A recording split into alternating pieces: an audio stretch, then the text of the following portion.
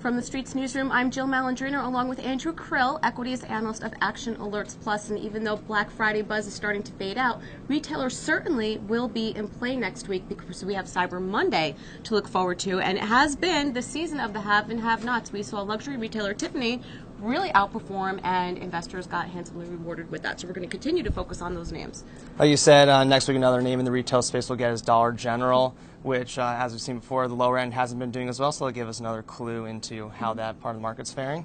Well, I think what's interesting with retail numbers that we see coming out, they've actually been surprisingly quite decent in certain areas. The consumer still continues to spend, whether or not it has to deal with gasoline prices, but I think that that underlying support there from the consumer has really been a surprise for the holiday season so far. But because we have a shortened time frame between Thanksgiving and Christmas this year, which we have not had in years past, the numbers are really going to be coming out fast and furious. We'll get a true measure of how the consumer is faring for holiday 2013.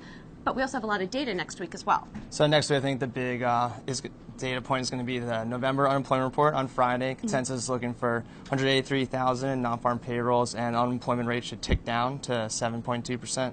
Right. So even though we do have thinner desks as the holidays approach, trading volumes do come in a bit. That lends to a lot of illiquidity and lower volume. So it can be a great time for momentum guys to trade around it, but we also want to keep everyone aware that it can be a more volatile environment.